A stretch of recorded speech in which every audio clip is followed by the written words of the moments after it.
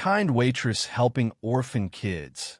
Unaware the undercover millionaire CEO was secretly watching.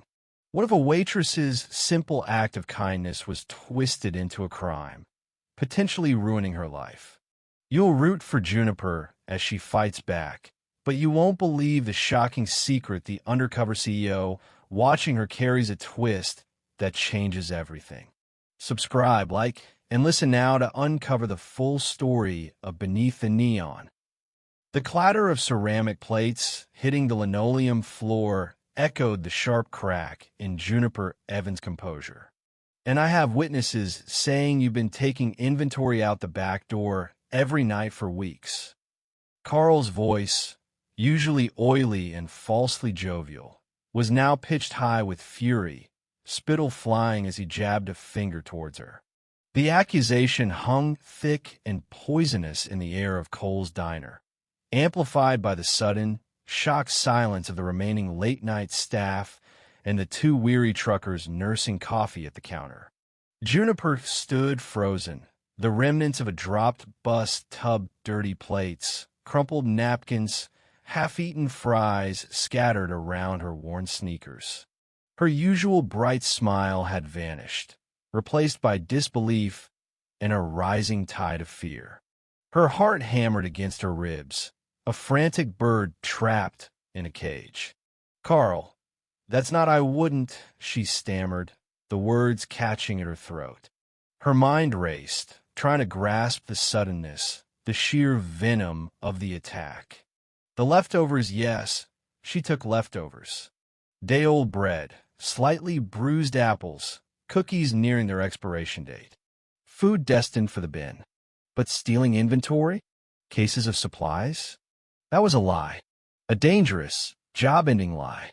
"Don't bother denying it, Evans," Carl sneered, his face flushed, enjoying the spectacle.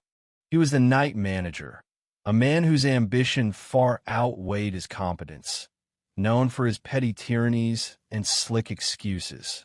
Security logs don't lie. Corporate's been notified. You're done here. Pack your locker. You're fired. Tears pricked at Juniper's eyes, hot and stinging. Fired.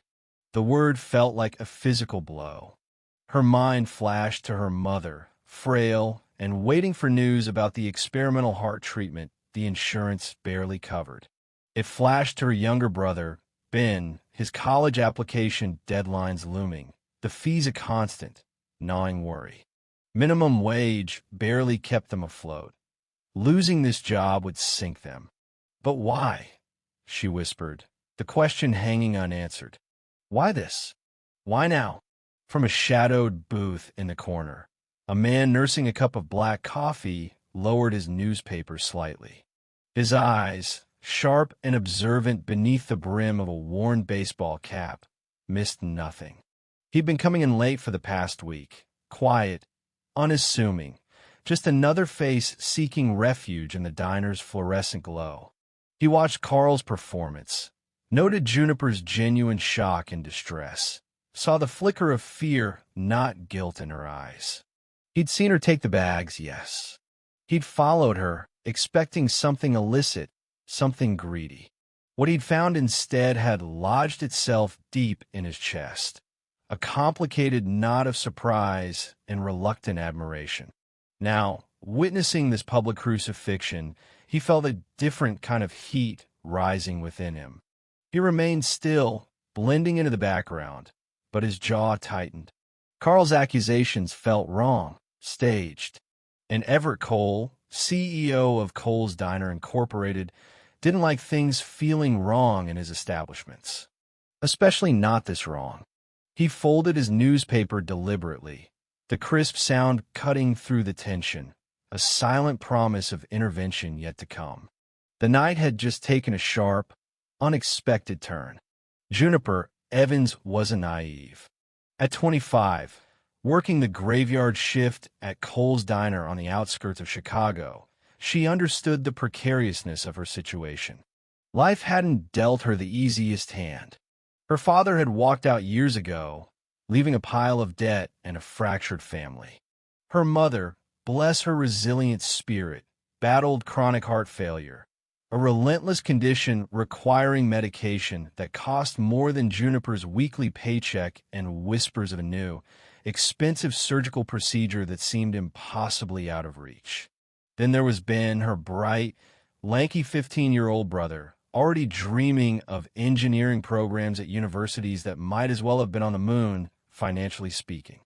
Juniper was the linchpin, the one holding the fragile pieces together with worn-out waitress shoes and an unwavering, albeit exhausted, optimism. Cole's Diner wasn't glamorous, but it was steady. The regulars were mostly decent, the coffee was hot, and the tips, combined with her hourly wage, usually covered the rent and the minimum payments on the ever-present medical bills.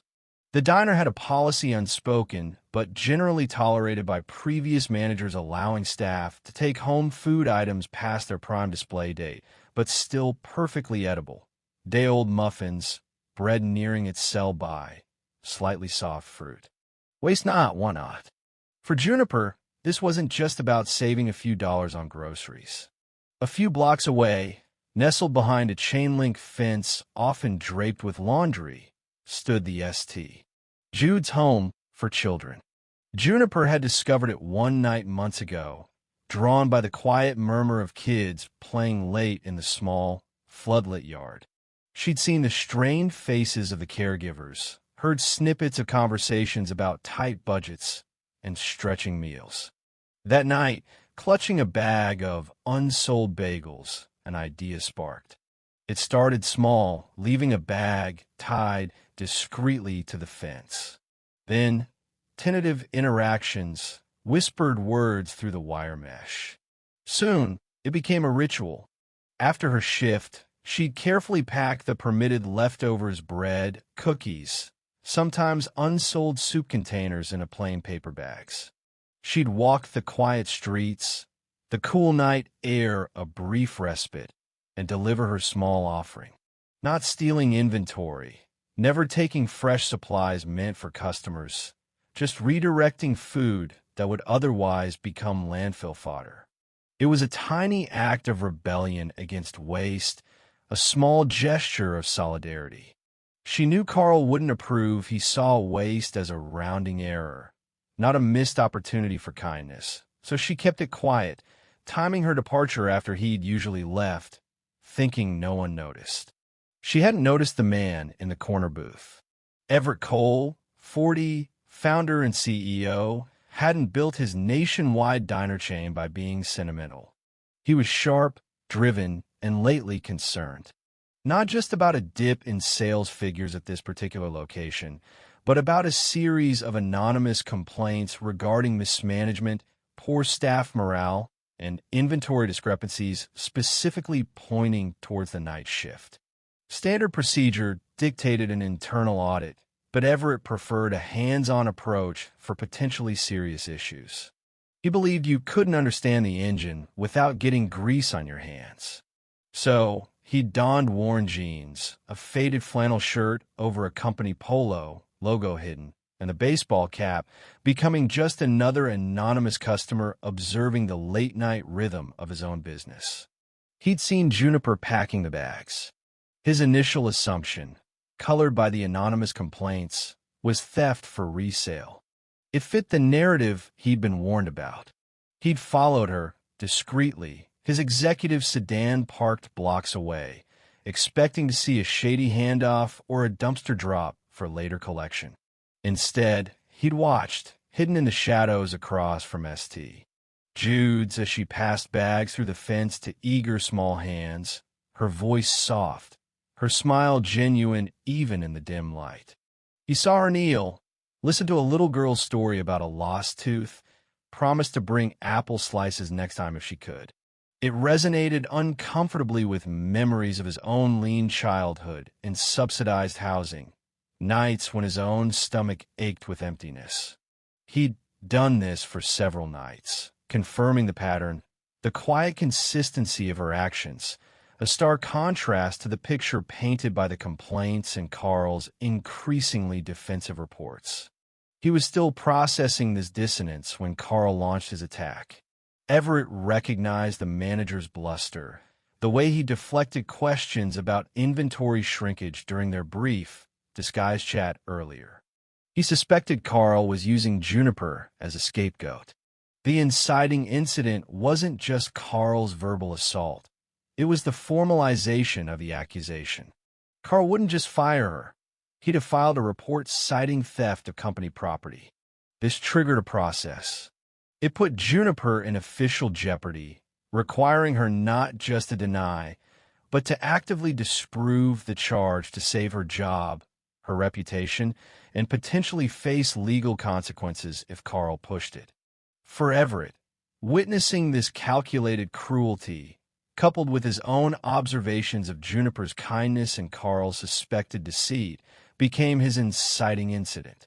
His undercover observation shifted into an obligation to uncover the whole truth and ensure justice was served within his company. The quiet observer in the corner booth now had a reason to act. The immediate aftermath of Carl's pronouncement was a blur of humiliation and panic for Juniper. She mechanically gathered her few belongings from the small, shared locker in the back, a spare apron, a well-thumbed paperback, a framed photo of her mom, and Ben smiling. Her hands shook as she stuffed them into her worn backpack. Fellow waitress Maria squeezed her arm sympathetically but avoided eye contact, clearly intimidated by Carl, who was watching triumphantly from the kitchen doorway. The truckers had paid and left, shaking their heads. The diner felt vast and hostile. Juniper stumbled out into the pre-dawn chill, the finality of Carl's words echoing in her ears. Fired for theft. It felt surreal, a grotesque distortion of her nightly ritual at the orphanage fence. How could he twist something good into something so ugly? The injustice burned, hot and acidic beneath the cold fear. Rent was due next week. Her mother had a crucial cardiologist appointment on Friday, requiring a hefty copay they simply didn't have without this paycheck. Ben's excited talk about needing graphing calculators and application fees suddenly seemed like distant, impossible dreams. Her first instinct was defense. She marched back the next day during the daytime shift, hoping to speak to the day manager or plead her case. But Carl had preempted her. The day manager, flustered, explained that Carl had already filed a formal report with HR detailing significant inventory loss directly attributed to Juniper, complete with doctored log entries Carl claimed were security backups. He even implied Juniper had been aggressive when confronted. According to the manager, HR policy required termination pending investigation in cases of substantial alleged theft. Juniper was advised not to return to the premises. It was a bureaucratic brick wall, solid and insurmountable. Meanwhile, Everett Cole, shedding his disguise back in his downtown Chicago hotel suite, began his own quiet investigation. He wasn't ready to reveal himself yet. Doing so might spook Carl or compromise finding the deeper truth. He accessed the diner's internal network remotely, pulling sales data, inventory logs, and Carl's managerial reports. The discrepancies he'd suspected were there, subtle at first, but forming a pattern. Carl consistently reported slightly higher waste percentages and lower yields on high-cost items like steak and shrimp than comparable diners in the region.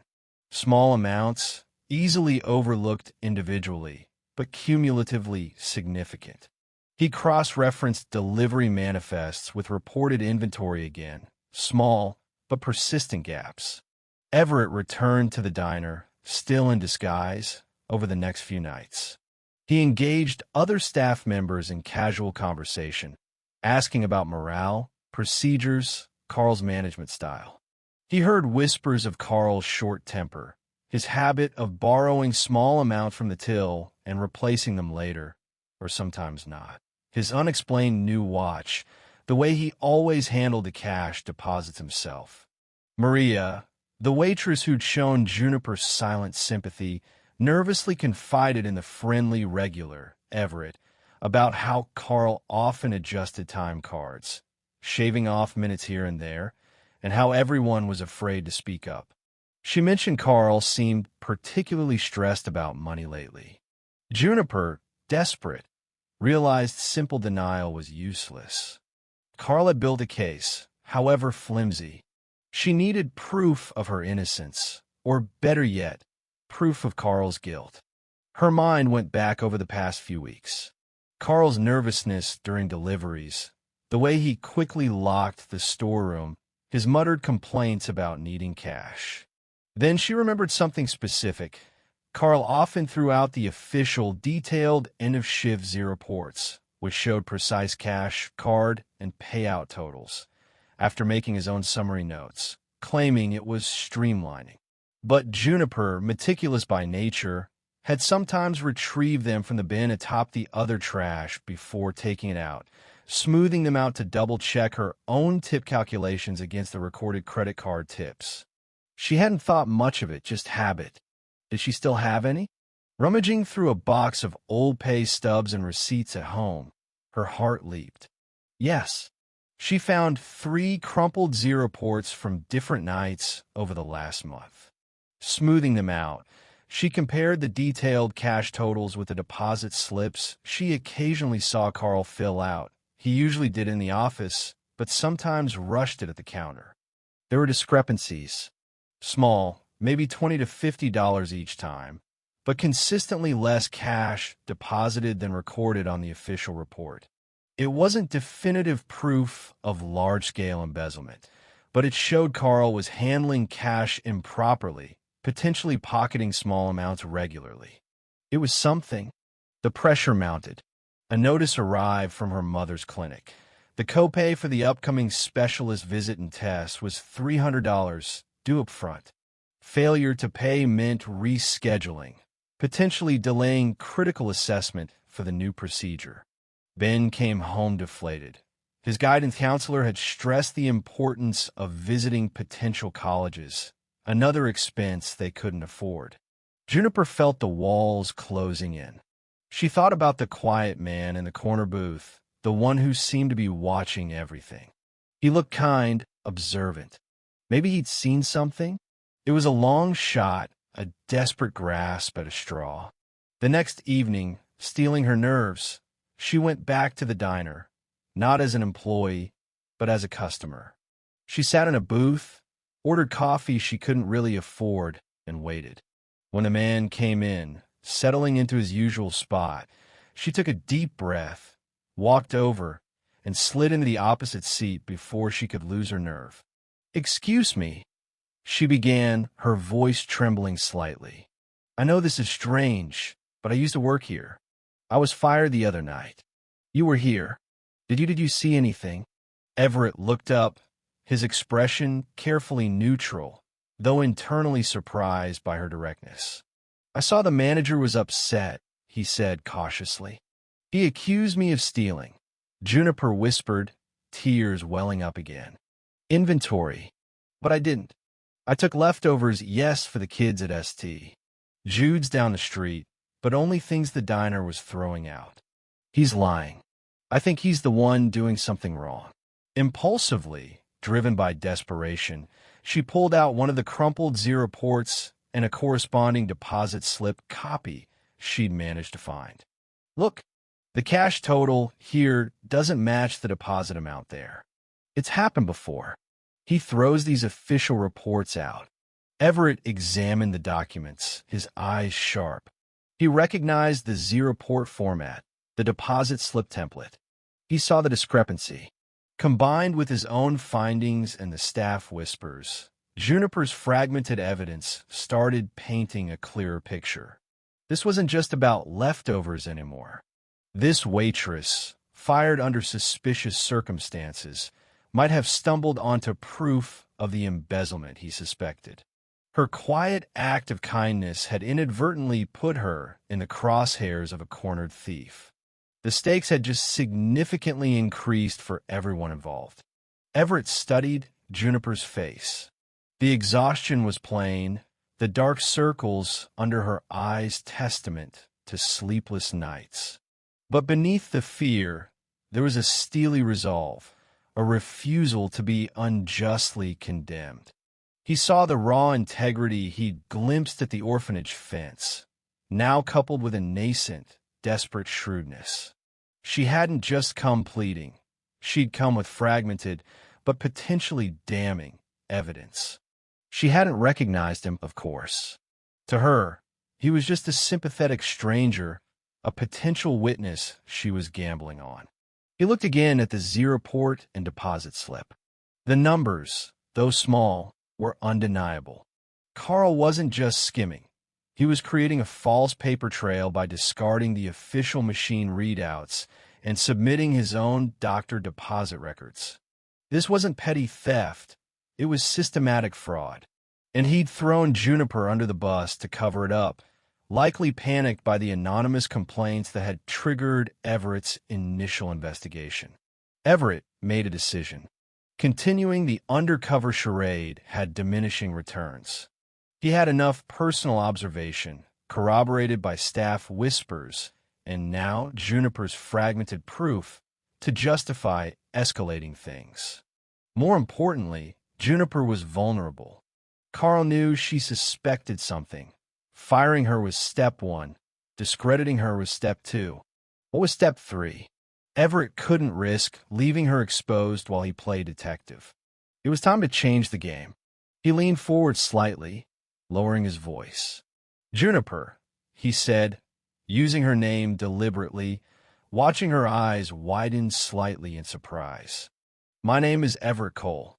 He paused, letting the name sink in. He saw the flicker of confusion, then dawning recognition as she connected the name to the logo on the diner's sign, the menus, her old uniform. The quiet regular in the baseball cap was the CEO. Juniper simply stared, speechless. Her mind struggled to reconcile the unassuming man before her with a corporate figurehead whose portrait hung, slightly askew, in the diner's back office. Fear warred with a sudden, unexpected surge of hope. "I'm the founder and CEO of Cole's Diners," Everett continued calmly, keeping his voice low to avoid attracting attention from the sparse late-night crowd. "I haven't been here just for the coffee. There were reports inconsistencies at this location. I've been observing the operations here for the past week." He met her gaze directly. "I saw you at St. Jude's. I know what you were doing with the leftovers, and I know it wasn't theft of sellable inventory. I also suspect Carl is responsible for the financial discrepancies I've been tracking, and that he fired you to create a scapegoat." Juniper felt a dizzying wave of relief wash over her, so potent it almost buckled her knees. He knew. He believed her. Tears threatened again, but this time they were tears of vindication, not despair. "I found these," she stammered, pushing the other zero ports and slip copies she had towards him. "It's not much, but it shows he's not depositing all the cash." Everett nodded, already mentally connecting her physical proof with the digital anomalies he'd found. "It's more than enough to corroborate my own findings," he said. "But Carl is slippery. A direct confrontation without airtight proof might allow him to destroy evidence or twist the narrative further. We need to handle this carefully through official channels, but quickly." This was the turning point. Everett revealing his identity shattered the existing dynamic. Juniper was no longer isolated and defenseless. She had the most powerful possible ally, one with intimate knowledge of the company's systems and the authority to act. For Everett, the mission shifted from passive observation to active intervention and evidence gathering alongside Juniper. He was no longer just investigating operational issues. He was personally invested in correcting a grave injustice he had witnessed unfold. For Carl, though he didn't know it yet, the game had irrevocably changed. His flimsy shield of managerial authority was about to crumble against the weight of the CEO's personal investigation. "Here's what we need to do," Everett said, his tone shifting from empathetic listener to strategic leader. First, you need to be safe. Carl might retaliate if he suspects you're talking to anyone. Second, we need to secure more definitive proof access logs for the safe, potentially security footage he hasn't managed to delete, maybe statements from other employees who are willing to speak up now. He pulled out a plain business card with only a name and a private cell number. This is my direct line. Don't call from the diner or anywhere public. Go home. Lock your doors. I will contact a trusted investigator from corporate security first thing in the morning. We'll coordinate getting a formal statement from you, and we'll plan how to secure the rest of the evidence against Carl. He looked at her seriously. This won't be easy, Juniper.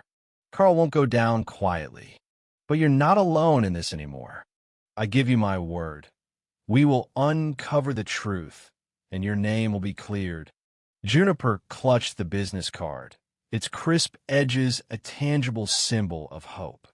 The path ahead was still uncertain, potentially dangerous, but for the first time since Carl's accusation, she didn't feel like she was drowning. She had reached a point of no return trusting the CEO, actively working against her former manager, but it felt like stepping onto solid ground after floundering in quicksand. She nodded, meeting Everett's gaze with renewed determination. Okay, she said, her voice steadier now. Okay, Mr. Cole, what do we do first? The fight wasn't over, but now she had a fighting chance. The next few days unfolded with a tense, almost clandestine energy. Following Everett's instructions, Juniper laid low, staying home except for essential errands. Her phone conversations with Everett brief and cautious. True to his word, Everett engaged Sarah Jenkins, the head of Kohl's Incorporated's internal corporate security, a sharp, discreet professional known for her thoroughness and loyalty. Flying in from the Chicago headquarters under the guise of a routine regional audit, Sarah met secretly with Everett, then with Juniper at a neutral location, a quiet corner table in a library miles away from the diner. Juniper, initially intimidated, found Sarah professional and reassuring. She recounted everything. Her routine with the leftovers, Carl's increasing volatility, the details of the confrontation, and the 0 reports she'd saved. Sarah listened intently, taking meticulous notes, asking clarifying questions. She explained the process. They needed to build an undeniable case, not just for termination, but for potential criminal prosecution regarding the embezzlement. Juniper's 0 reports were crucial starting points. The focus shifted to gathering corroborating evidence. Under the pretext of the regional audit, Sarah, with Everett's remote authorization, gained access to the diner's full security system archives and financial software backend, bypassing Carl's managerial controls. They discovered Carl had indeed been sloppy. While he deleted some recent security footage around the office and safe, he'd missed older archives stored on a secondary server. Reviewing weeks of footage, they found clips of Carl pocketing cash directly from the register drawer late at night, stuffing bills into his pockets before preparing the deposit bags. They cross-referenced timestamps with the 0 reports Juniper provided, and the official deposit records. The visual evidence matched the financial discrepancies. They also found digital footprints. Carl had manually adjusted inventory counts downwards for high-cost items immediately after deliveries, creating phantom spoilage or waste figures that neatly aligned with the amounts Everett had flagged. He was systematically skimming supplies as well as cash. Simultaneously, Sarah conducted confidential interviews with other night shift staff, including Maria. Assured of anonymity and protection from retaliation by the head of corporate security herself, a far more convincing promise than any local manager could offer, Maria nervously corroborated Juniper's account of Carl's behavior, his cash handling irregularities, and the atmosphere of fear he cultivated. Another young cook admitted Carl had pressured him to sign off on inaccurate inventory sheets, threatening his hours if he refused. The pieces were falling into place, forming an irrefutable picture of Carl's deceit. While Everett and Sarah worked the corporate angles, Juniper faced mounting pressure at home. Her mother's condition took a dip. The stress was aggravating her heart failure. The $300 copay deadline loomed like a guillotine. Juniper felt a gnawing guilt was pursuing this justice worth the immediate risk to her family's well-being. Doubt crept in during the long, anxious hours. Maybe she should just cut her losses, try to find another minimum wage job, focus on surviving day to day. She voiced these fears during a brief, secure call with Everett. "I don't know if I can keep this up, Mr. Cole," she admitted, her voice thick with worry. "Mom needs that appointment. Ben needs everything. What if Carl finds out what we're doing? What if he tries something?" Everett listened patiently. He understood pressure. He also recognized this moment of doubt, the dark night of the soul before a final push. "Juniper," he said firmly but kindly, "your fear is understandable. Carl is acting out of desperation. But Sarah and I are ensuring every step we take is secure. We have substantial evidence now. Running away won't solve anything. It will only validate Carl's lies and leave him free to continue. As for your immediate needs," he paused, choosing his words carefully, mindful of not sounding like a fairy tale benefactor, but a responsible executive. "Kohl's Inc. has an employee emergency fund for situations precisely like this. Consider the copay covered. Sarah will arrange the confidential disbursement tomorrow. Focus on staying safe and being ready. We're scheduling a mandatory meeting at the regional office for Friday morning, Carl. You, myself, Sarah, and legal counsel. That's when this ends." The tangible support covering the copay felt like a lifeline. It wasn't charity. It was the company mechanism working as intended, activated by an executive who now knew the full story. It solidified Juniper's resolve. She wasn't just fighting for her reputation. She was fighting against a system of petty corruption that hurt everyone, enabled by fear. She thought of Maria, the young cook, her own family. Yes, she had to see this through. The final piece of preparation involved the orphanage. Everett, wanting to understand the full context of Juniper's actions, had Sarah discreetly contact the director of St. Jude's. Without revealing the internal conflict, Sarah inquired about any informal support the home received. The director spoke warmly of an anonymous angel who frequently left bags of bread and snacks, a gesture that meant the world to the children and stretched their meager food budget. She lamented that the donations had abruptly stopped a few days ago. This conversation served a dual purpose. It provided powerful character testimony for Juniper and confirmed the timeline of her dismissal coinciding with the cessation of her deliveries. As Friday morning approached, the tension was palpable. Sarah had compiled a comprehensive dossier, security footage stills, highlighted financial discrepancies, witness statements, anonymized for now, inventory audits, and Juniper's original Z reports. Everett flew back to Chicago, shedding his disguise for the sharp suit of a CEO. Juniper chose her most professional, albeit simple, outfit: clean black slacks and a white blouse. She felt sick with nerves, but also a strange sense of calm determination. She carried not only the weight of her family's needs, but also the evidence of her own integrity and Carl's betrayal. They had prepared meticulously. The stage was set for the final confrontation, not in the greasy, fluorescent light of the diner, but in the sterile, formal environment of the regional corporate office. The build-up was over. The breaking point had arrived. The conference room at the Kohl's Diner regional office was blandly corporate. Beige walls, a long polished table, ergonomic chairs. The air conditioning hummed softly, a stark contrast to the simmering tension. Carl sat near the head of the table, attempting an air of injured confidence, though his eyes darted nervously between the participants. Sarah Jenkins, the imposing head of security, a stern-looking man in a suit introduced as corporate legal counsel. Everett Cole, radiating quiet authority at the opposite end, and Juniper Evans, seated calmly beside Sarah, looking directly at him. "Mr. Peterson," Everett began, his voice even but firm, cutting through the pretense.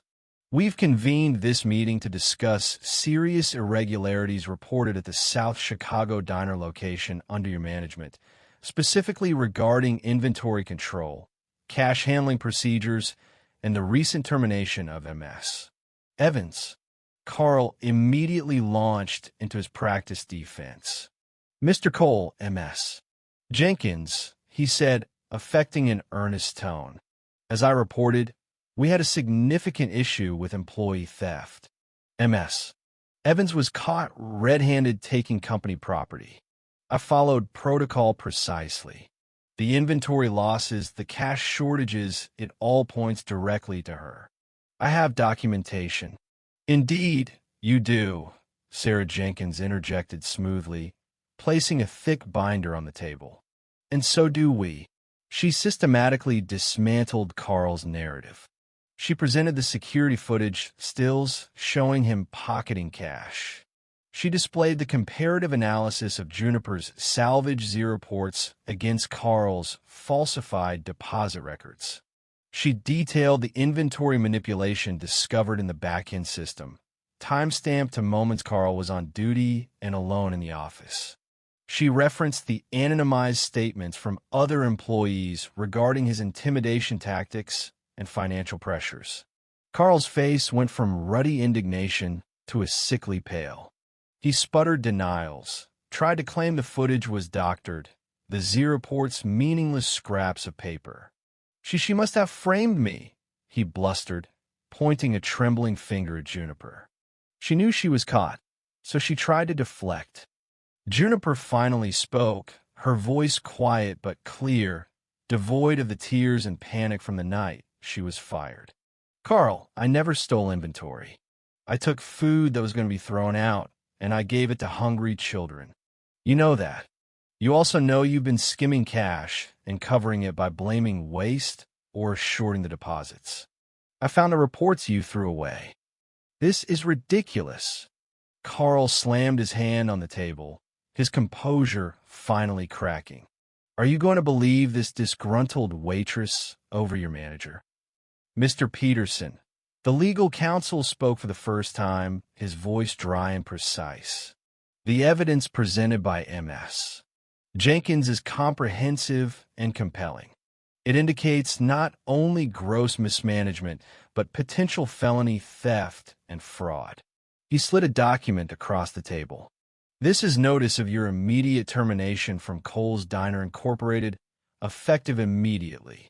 We will be turning our findings over to the Chicago Police Department and will cooperate fully with their investigation."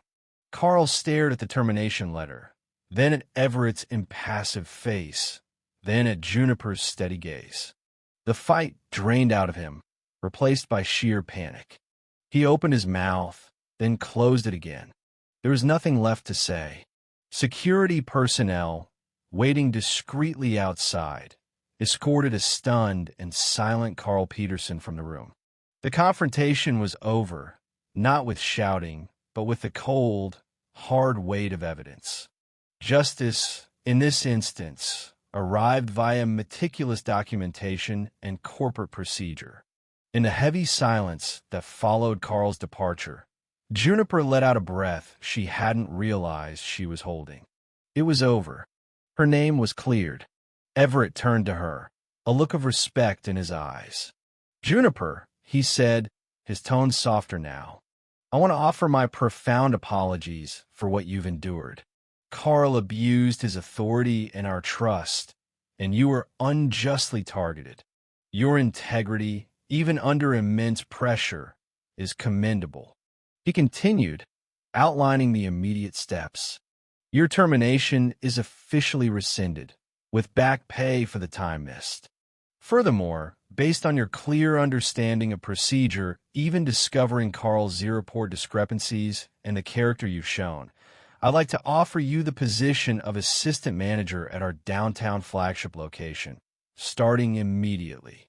It comes with management training, a significant salary increase, and full company benefits, including the comprehensive health plan that will cover your mother's necessary treatments. He also mentioned the emergency fund had already processed the copay, and it would establish a modest educational grant for Ben through the company's scholarship program. Juniper was overwhelmed, relief and gratitude washing over her. It wasn't a fairy tale windfall, but it was substantial, practical help addressing her most pressing worries. It was opportunity earned through hardship. "Thank you, Mr. Cole," she managed, her voice thick with emotion. "Thank you." In the following weeks, Juniper embraced her new role, quickly proving herself capable and dedicated. With access to proper health care, her mother's condition stabilized, the looming surgery now a manageable possibility.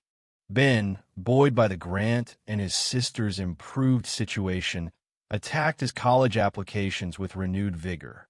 Everett, deeply impacted by the whole affair, both Juniper's quiet generosity and the systemic failure that allowed Carl's actions, initiated a new corporate social responsibility program.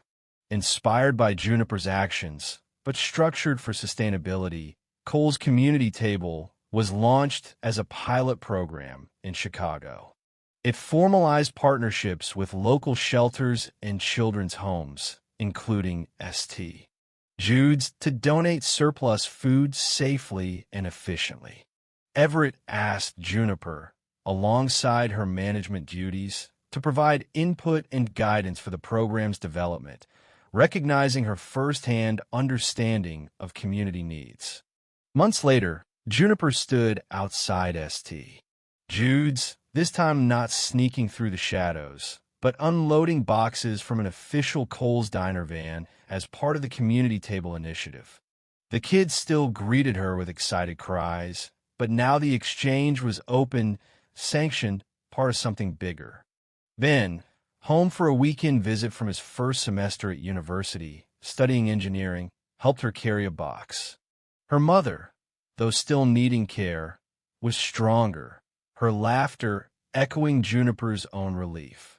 Everett Cole sometimes joined these deliveries, not as CEO, but as a volunteer, quietly observing the tangible results of kindness backed by corporate conscience. He'd once watched Juniper in suspicion from the darkness beneath the neon sign. Now he saw her clearly in the daylight, a symbol not of miraculous transformation, but of the profound impact of integrity, resilience, and doing the right thing, even when no one important seems to be watching.